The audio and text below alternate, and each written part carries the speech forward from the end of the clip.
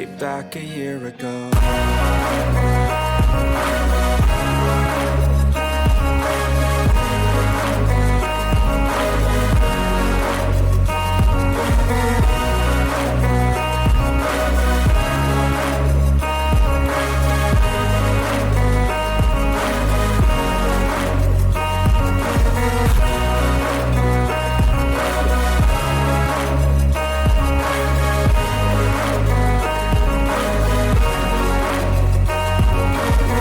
Back a year ago. Desenrola Podcast terceira temporada? Terceira já. Ai, meu Deus do céu, tava com saudade, viu, Viquinha? Ah, eu também, Mi. O tempo voa, né? Voa, o tempo voa e a gente também planejou umas mudancinhas, né? Olha só que coisa diferente. Pois Estão é. notando? Quem está acompanhando no YouTube já acompanha a mudança de cenário do Desenrola, as marcas em todos os lugares. Olha só, nossa canequinha nova. Ai, meu Deus do céu, que coisa boa. Estamos crescendo, né?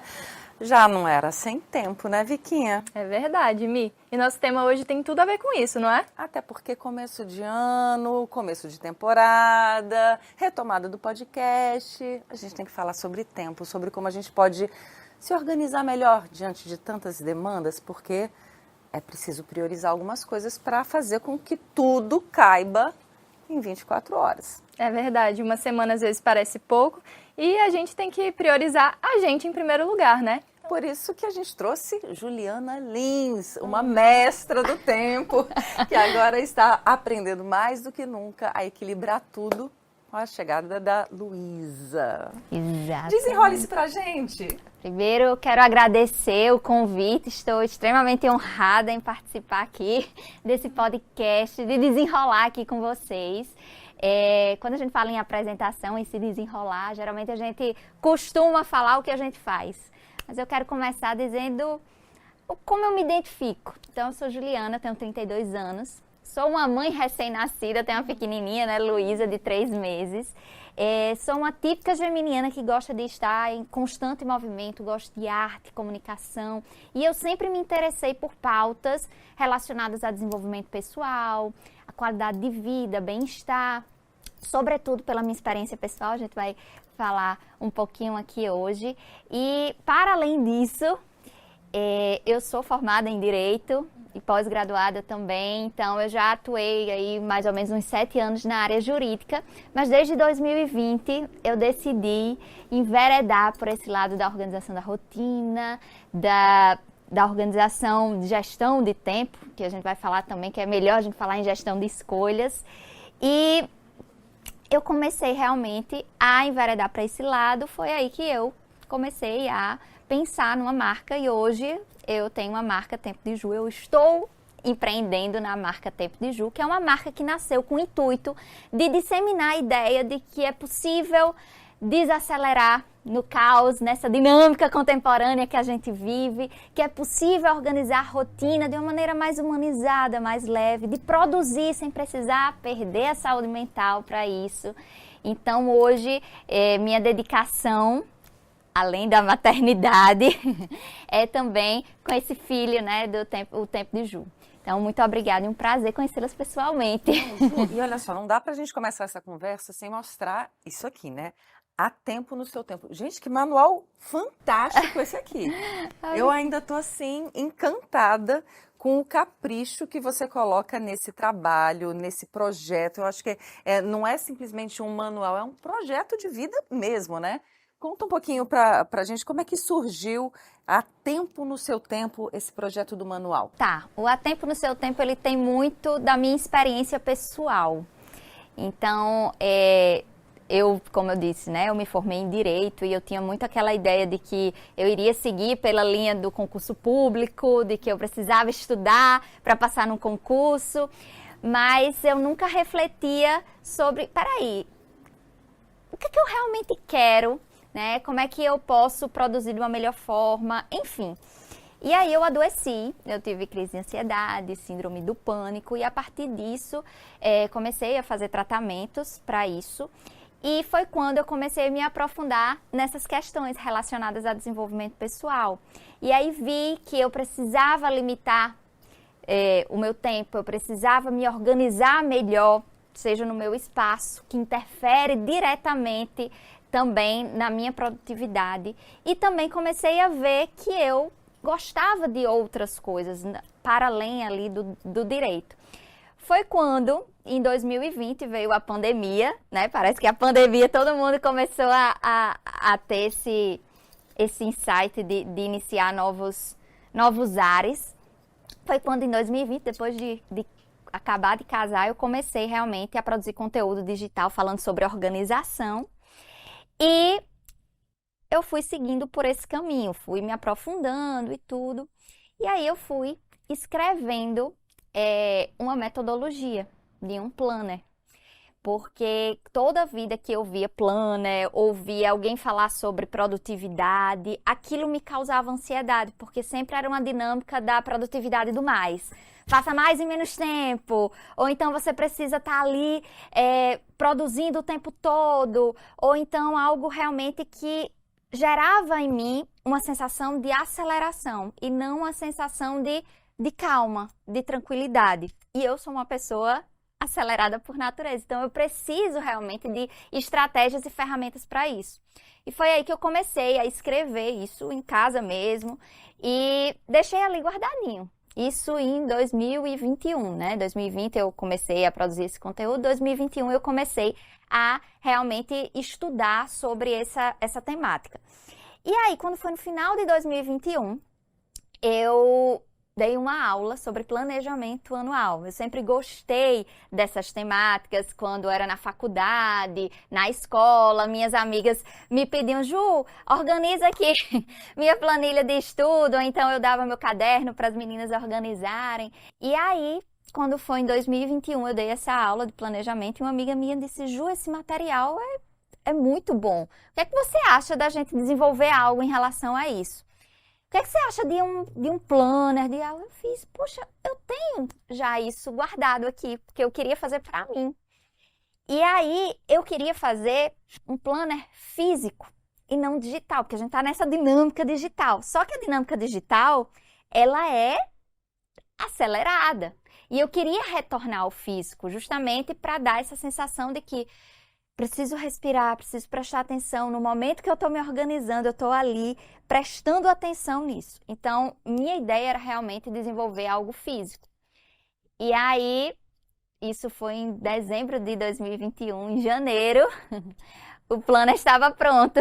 E, para minha grata surpresa, as pessoas gostaram bastante e foi aí que realmente vim com a segunda versão, que é essa que eu trouxe aqui para vocês. E desenvolvi essa metodologia, uma metodologia autoral, né? Claro, trazendo ali tudo que eu já li, os aprendizados, nada disso foi tirado da minha cabeça, assim, mas foi realmente depois que eu comecei a buscar esse ponto de harmonia na minha vida, né? Ju, e eu acho que muitas pessoas têm dificuldade com essa organização de tempo, que você coloca muito bem como organização de escolhas. Acho isso muito, assim, uma virada sutil, mas que faz toda a diferença.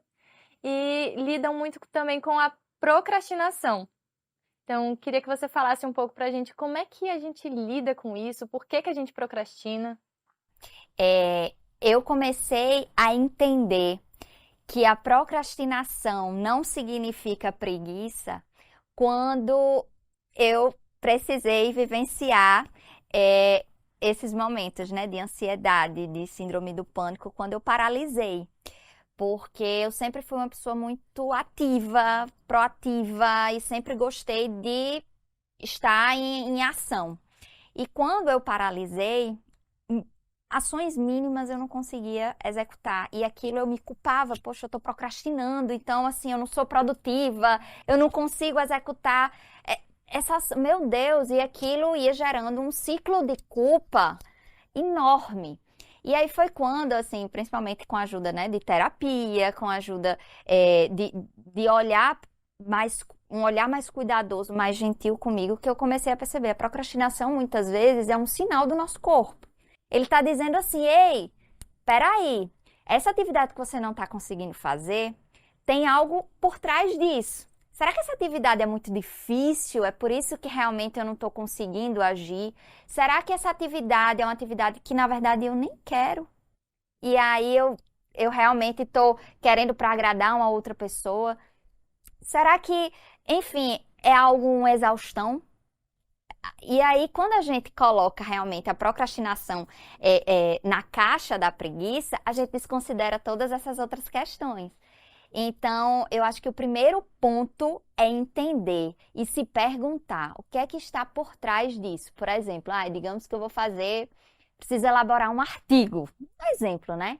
E aí eu vou procrastinando aquilo e meu Deus, eu não sei porque eu não estou conseguindo fazer esse artigo. E aí quando você vai pensar, poxa, esse artigo é para um mestrado, ou sei lá, uma pós-graduação, enfim. E aí eu quero realmente agradar fulaninha. Aí você vai começando a pensar no que tem por trás disso. E aí você pensa, como é que eu posso simplificar essa atividade? Será que eu consigo, em vez de colocar ali na agenda, vou elaborar o artigo num dia, eu coloco, não, eu vou abrir uma pasta no computador, pesquisar tema. Aí eu começo um pouquinho, nem que seja ali 15 minutos. E aí eu vou tentando fragmentar aquela ação que muitas vezes parece assim monstruosa em pequenos fragmentos, em pequenas atividades, e aí eu consigo ir executando. Então, a procrastinação, eu acho que é o ponto principal como é que eu posso simplificar. Seja numa academia, uma atividade física, né? Muitas vezes a gente diz, eu não tenho uma hora para fazer atividade física, então eu não vou fazer. E aí a gente vai sempre para o tudo ou nada. E aí a gente vê que o que está por trás disso é uma busca pela perfeição. E é uma busca porque a gente está se comparando com outro alguém. Então, o que é que eu posso fazer dentro do meu contexto, dentro da minha realidade, para eu apenas me movimentar? Será que eu consigo descer e subir a escada uma vez? Hoje eu já me movimentei. E aí eu já lido melhor com a procrastinação nesse sentido. Seria um pouco como você fazer o mínimo possível, né? Eu acho que tem uma mínimo expressão. viável, Isso. né? De você Isso. falar assim, olha, eu vou fazer isso aqui. Eu posso ter a meta de beber 3 litros de água, mas se eu não estou acostumada, minha meta é comprar uma garrafa. Isso. Tem um autor chamado James Clear, que ele tem um livro, não sei se vocês já ouviram falar, Hábitos Atômicos. Já ouvi, mas nunca li. Pronto. Ele fala justamente sobre isso, e ele diz muito sobre a questão da disciplina, porque muitas vezes a gente diz assim, eu estou procrastinando, eu não tenho disciplina, então eu sou uma pessoa, né, frustrada por conta disso, enfim. Mas ele diz, às vezes, não é a disciplina. É o entorno, é como você cria o ambiente, é como você cria o seu sistema. Então, quais são as estratégias, às vezes, por isso que ele fala hábitos atômicos, as estratégias mínimas que você pode fazer no dia para sair da inércia. E aí você lida melhor com a procrastinação. Aí ele dá até um exemplo, por exemplo, eu quero fazer uma dieta. E aí, na minha casa, tem muito biscoito de chocolate, tem na despensa ali muito chocolate, tem tudo. E se você pode ter a disciplina que for, mas se você está ali todo dia vendo aqueles alimentos que vão lhe distanciar daquele seu objetivo, você vai tender a cada vez mais estar mais distante daquele objetivo e não estar mais perto. Então, assim, em vez disso, coloca uma maçã na sua frente, comece a adotar estratégias que facilitem a execução e não dificultem. E ele fala muito dessa questão do mínimo viável todo dia. Tem um exercício que, geralmente, nas palestras que eu ministro, que eu falo, que é o exercício dos 5 minutos. E aí eu coloco assim, olha, vamos lá. Eu vou dar 2 minutos para vocês escolherem, seja no celular, seja na bolsa de vocês, algo para organizar. Vocês têm 2 minutos. E aí as pessoas começam o processo, iniciam um processo de organização. Acabou 2 minutos? Parou. Amanhã você continua 2 minutos. Seja um livro. Você não vai ler um livro todo num dia. Leia ali 5 páginas, no outro dia 2 páginas. Então, assim, a procrastinação é muito também quando a gente começa a pensar que a gente precisa ser perfeito, quando a gente quer implementar, às vezes, hábitos que não cabem no nosso contexto atual. O meu contexto atual, o contexto atual de Juliana hoje, é totalmente diferente do contexto atual de Juliana do ano passado. A minha rotina do ano passado, se eu quiser colocar e organizar a minha rotina com base no que eu vivi o ano passado, eu vou me frustrar. Eu vou dizer, eu estou procrastinando, eu não estou conseguindo ter tempo para isso. Mas é claro, o meu contexto mudou, sabe? Então, a gente precisa também aceitar esses pontos. E eu acho que quando a gente começa a aceitar e a gente lida com nossas demandas, considerando a nossa realidade, o nosso contexto, eu acredito que a gente lida melhor com o tempo. Você colocou duas questões que para mim são muito, muito fortes e essenciais. Você falou da conversa, de se ouvir. Eu estou procrastinando por quê? O que é que está acontecendo comigo?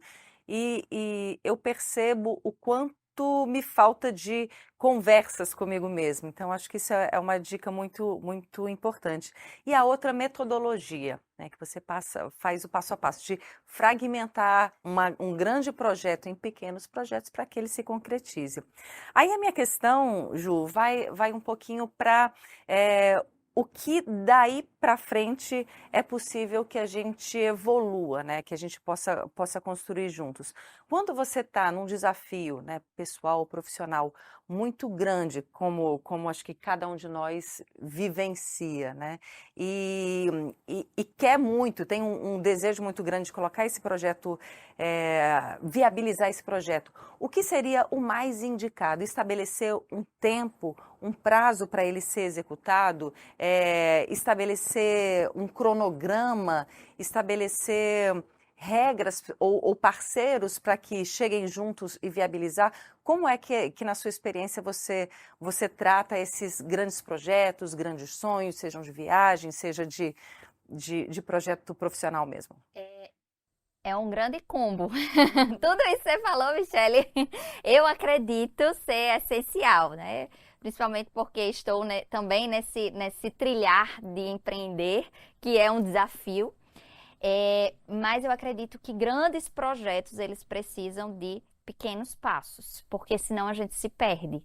Então, a gente precisa entender as fases de cada projeto. Poxa, se meu projeto, digamos, daqui a 2 anos é construir aqui sei lá, que o podcast, o Desenrola, ele vá ali e consiga atingir o mundo inteiro, enfim. Não sei qual é o objetivo de vocês, mas para isso, daqui a 2 anos eu estou no macro. Mas eu preciso ir vindo para o micro. Tá, mas daqui a 1 ano, qual é o meu objetivo daqui a 1 ano? Daqui a 6 meses, qual é o objetivo? Daqui a 3, daqui a 1 mês, para eu chegar no dia. Então, um dos pontos, inclusive, do Planner é essa metodologia do macro ao micro. Então, eu vou lá para o grandão, eu tenho um projeto enorme, mas eu preciso chegar aqui num pedacinho do plano grande, porque senão a gente vai se perder. E a gente está numa dinâmica contemporânea do digital que o acesso à informação é absurdo. Então, hoje, a gente tem a nosso dispor trilhões de ideias, milhões, que se a gente for olhar, a gente vai, eu quero isso, eu quero isso, eu quero isso, só que a gente precisa aceitar que o tempo é limitado. E por conta disso, a nossa capacidade de executar atividades é limitada. A nossa energia é limitada. Nem todo dia a gente vai estar com aquele humor. A gente, né, vai ter dia que eu não quero executar isso, ou então eu não consigo, ou então adoeci. A gente precisa considerar todas essas variáveis, porque não é algo estático, é algo dinâmico.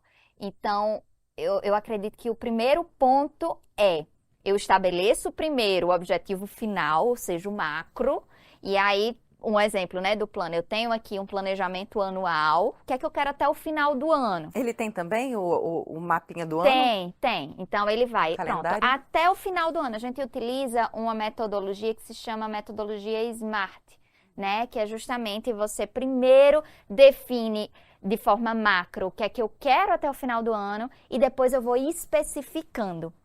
E a especificação é o que, digamos que é a chave. E aí eu digo muito da diferença entre projeto e tarefa. O projeto é aquilo que a gente, por exemplo, é um conjunto de ações. Por exemplo, vocês desenvolverem um podcast aqui, vocês precisaram, né, de uma equipe, vocês precisam da fotografia, vocês precisam estudar o tema, vocês precisam de um conjunto de ações para que o podcast ele possa estar acontecendo agora, né? Marca uma reunião, conversa com antecedência, faz um cronograma, então é um combo. Mas para isso eu preciso identificar, tá, mas qual é o primeiro passo? Eu tenho várias ações, mas qual é o primeiro passo? Porque hoje, segunda-feira, eu só consigo essa atividade. Então, projeto é um conjunto de ações, mas tarefa é uma unidade. Então, na segunda-feira, minha agenda, ela não compõe apenas trabalho. A agenda de Michelle, a agenda de Vicky, não compõe apenas o desenrola, né? Ele compõe saúde, ele compõe filho, ele compõe tarefas domésticas. Então, na segunda-feira, eu só consigo, por exemplo, eu só consigo abrir ali meu documento do Word e eu consigo colocar alguns insights para a temática do próximo episódio, um exemplo.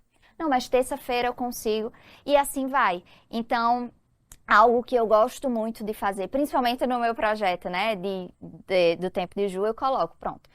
Eu vou primeiro, qual é o planejamento anual, agora, qual é o planejamento mensal, e aí eu vou fazendo planejamentos semanais, de alinhamentos semanais. Tá, essa semana, o que é que eu vou me ater? O que é que eu vou me limitar a isso? Porque se eu não limitar o meu trabalho, principalmente no empreendedorismo, infelizmente eu não durmo, eu não dou atenção à minha filha, eu não...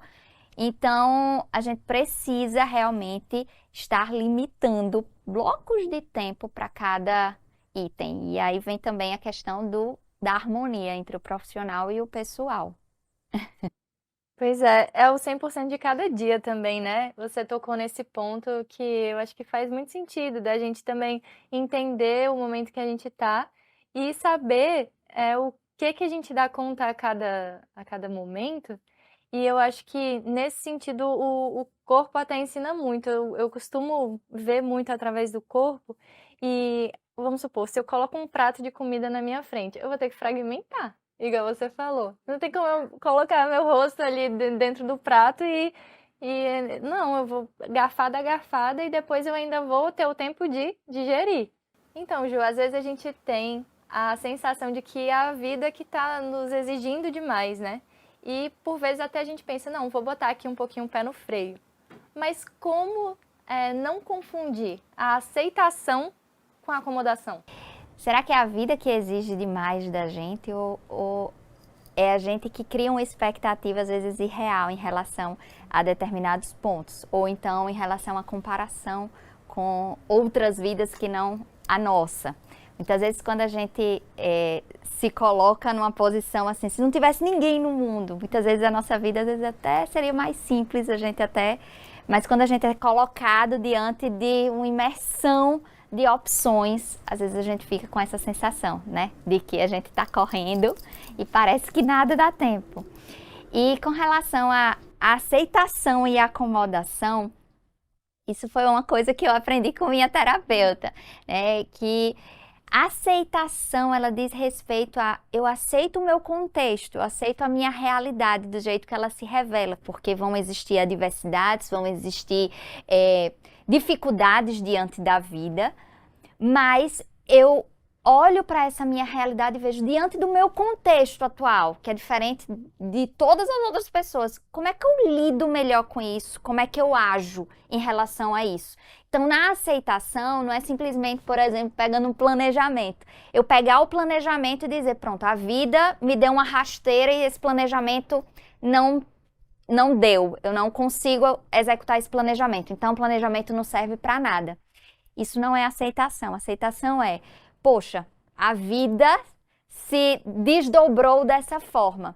Esse planejamento estava assim, como é que eu flexibilizo esse planejamento para ele se encaixar aqui na minha rotina, no meu novo contexto? E aí eu penso na minha maternidade, por exemplo, trazendo aqui para a Luísa. Diante desse meu contexto atual, como é que eu consigo, por exemplo, estar aqui hoje no podcast? E aí eu não paro ali o meu projeto totalmente, se é algo que eu almejo, tá? Eu sei que eu não vou conseguir estar como eu estaria o ano passado, ou outro momento. Mas diante do meu contexto atual, eu consigo realmente ir criando estratégias. E é um ponto que eu bato muito na tecla. A gente tem muito esse mito de que organização e criatividade são coisas distintas. Quem é organizado é uma pessoa metódica, rígida, que não... E quem é criativo é uma pessoa que tem aversão à organização. E, na verdade, a gente consegue ter uma eficácia maior, por exemplo, no planejamento, na nossa organização, quando a gente utiliza a criatividade. Quando a gente pensa diante da nossa realidade, como é que eu crio aqui estratégias, alternativas, recursos para lidar melhor com isso, para lidar melhor com o tempo, com a vida. E existe limite para essa organização? Ou é possível estabelecer também ali o ócio criativo, os momentos ali de pausa, de forma que não fique aquela coisa 7 da manhã faz isso, 8 da manhã faz aquilo, 9 da manhã faz aquilo. É possível? Qual é o limite para esse tipo de organização? É engraçado porque a gente tem essa ideia de que eu só vou ser organizado se eu tiver uma rotina totalmente estabelecida, estruturada. 7 horas da manhã eu faço isso, 8 horas... Quando, na verdade, existe até um conceito chamado rotina criativa, né? De que eu consigo organizar a minha rotina de uma maneira que se encaixe no meu perfil. Às vezes eu tenho um perfil que todo dia eu faço coisas totalmente distintas, mas eu consigo realmente, dentro da minha realidade, eu consigo executar as minhas atividades, que não necessariamente vai ter ali aquele cronograma, 7, 8, 9, 10, mas às vezes eu posso passar. Não, no turno da manhã eu vou fazer aqui 2 atividades que eu sei que eu consigo me comprometer. E aí eu tenho momentos de respiro, e aí eu tenho que garantir momentos de ócio, de tédio. Hoje, com o nosso celularzinho do lado, a gente deixou um pouco o tédio assumir e comandar em alguns pontos de nossa vida, que é importante. O tédio, ele é muito importante para a gente criar novas ideias, para a gente ter realmente um respiro para nossa mente. E a gente está o tempo todo, a mente ali, ó, ligada. Então, esse desacelerar, ele não é em contramão à organização. Pelo contrário, a organização, ele vem para ajudar num desacelerar, num respirar. Em que sentido? Não é o sentido de eu pegar e colocar ali numa caixa o que eu vou fazer a cada minuto, a cada hora. Mas é eu, por exemplo, eleger e filtrar as minhas demandas durante o dia. Um exemplo, segunda-feira, eu sei que eu tenho um compromisso de 9 horas até as 10. Poxa, eu tenho deslocamento, eu tenho possíveis imprevistos. Será que realmente eu vou conseguir colocar outro compromisso às 11? Entende? Então, assim, é começar a refletir. A organização, ela precisa ter um processo de reflexão. É muito bom isso e me faz lembrar de um livro que se chama Essencialismo. Que de Greg McKeown, isso. Que acho que a ideia central dele é dizer que, olha, a gente está numa busca desenfreada por mais, né? E a gente tem que fazer uma busca disciplinada por menos.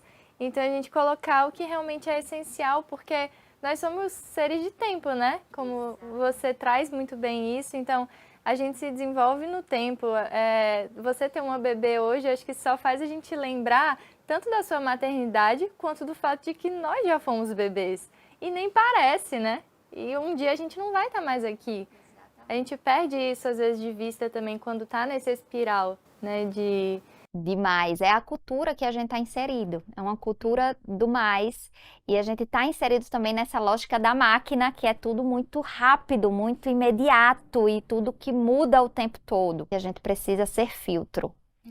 E a gente precisa filtrar cada vez mais as demandas e ter essa busca disciplinada por menos ou essa busca pelo desacelerar, que não significa ir mais devagar, que não significa deixar meus sonhos de lado, mas sim realmente entender que dentro de um projeto profissional, dentro de uma pessoa que tem um sonho profissional, ela precisa se colocar como um ser humano que precisa de saúde, que precisa de energia, que tem relações sociais também para cuidar, porque se a gente não se coloca na nossa agenda, de alguma forma o corpo vai nos avisar. E aí nem tudo que a gente quer a gente vai realmente conseguir diante do tempo limitado que a gente tem.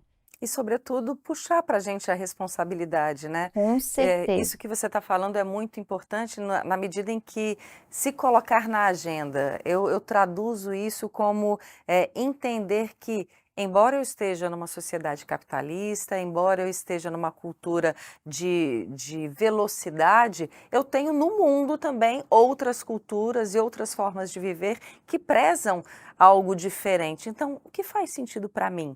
Né? E não me deixar cair nessa armadilha de a vida está exigindo muito de mim. Sou eu que exijo muito de mim, né?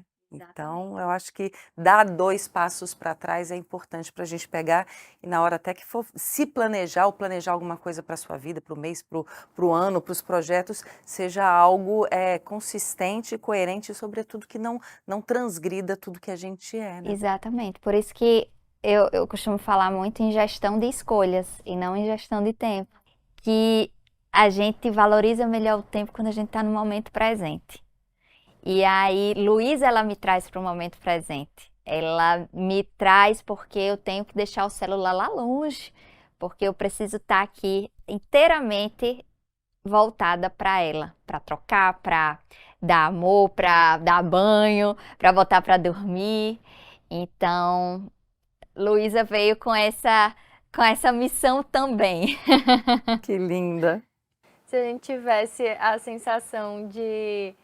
Essa noção, né? Acho que não chega nem a ser a sensação, é a noção de que a nossa vida importa tanto quanto a de um bebezinho que depende de nós, né? Eu acho que, porque nós como seres adultos e adultas, nós vamos vivendo assim e nós somos responsáveis pela nossa vida.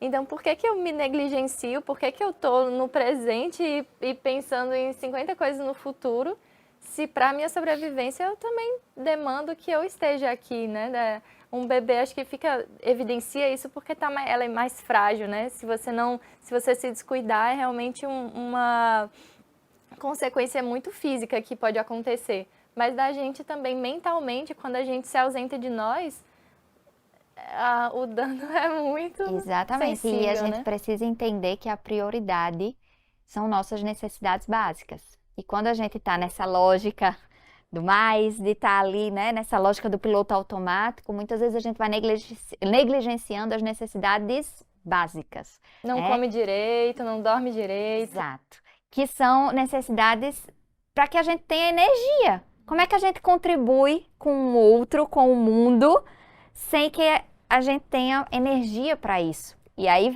se a gente não tem energia, vem procrastinação, se a gente não tem energia, vem bagunça física, bagunça mental. Então, é um efeito cascata também. Então, eu acredito que a pergunta primordial é como é que a gente se encaixa na nossa agenda? Primeiro ponto de tudo. Nem que seja ali 10, 15 minutos, enfim, mas a gente precisa ter esse momento. E entender que cada escolha é uma renúncia, isso é a vida. Toda escolha pressupõe uma perda, né, Gê? É verdade, é a gente saber fazer as escolhas que mais direcionam a gente para o nosso propósito, né? Ju, que delícia! Mais alguma coisa, Viquinha? E é só complementar aí sua citação musical, uma oração ao tempo, né, da Maria Ai, Gadu. adoro! Porque és um dos senhores mais bonitos que existe mesmo, um dos deuses mais lindos, é um senhor tão bonito, né, que fala... E agora muito num momento feliz para você, como a cara do meu filho, né, da sua filha, nesse caso. Exatamente, tudo Então, acho que tem tudo a ver com esse nosso encontro, que a gente tem só a agradecer, Ju, por você ter se disposto a estar aqui conosco, porque a gente sabe, e a Mi sabe muito melhor que eu, né, do como é esse distanciamento nesse início, mas estivemos aqui muito presentes e é uma alegria muito grande e eu acho que são ferramentas muito importantes para a gente usar, até para agora iniciando o ano, que só começa depois do carnaval mesmo, né, no Brasil. Então, que a gente possa se apropriar disso. Esse mimo aqui que você trouxe vai ajudar muito, com certeza, né? E palavrinhas finais aí, só de agradecimento Foi maravilhoso. Obrigada. Luísa, obrigada por emprestar sua É mãezinha. verdade. E dizer assim, do quanto é relevante a gente estar com pessoas que agregam. Eu acho que a proposta do Desenrola é trazer essas reflexões, esses assuntos de maneira leve, mas não superficial, né? Então, entregar conteúdo, relevância, esse é o nosso desafio aqui e você contribuiu lindamente. Obrigada. Eu que agradeço pela escuta ativa, pelo papo também, pela confiança também. E vocês falando, eu lembro de uma frase assim, para finalizar, né, de Mahatma Gandhi, que ele fala: a vida é muito mais do que viver cada vez mais rápido. Então, que a gente leve isso também para o nosso tempo, que o tempo somos nós, né? Então, agradeço muito e muito obrigada. Que a gente possa colocar cada vez mais vida nos nossos dias, né? E não mais dias na nossa vida, porque não é sobre isso, né? A gente não tem poder sobre isso. Pois é, obrigada, Ju. Viquinha, obrigada. Foi lindo o nosso Obrigada. primeiro episódio de 2024. Estou emocionada. Foi mesmo. E virão muitos mais aí, né? Pois é. Muito obrigada pela sua visualização, participação. Já compartilha, segue, se inscreve e recomenda para os amigos. E tem o tempo de Ju. Beijo, até a próxima. Até. Way back a year ago.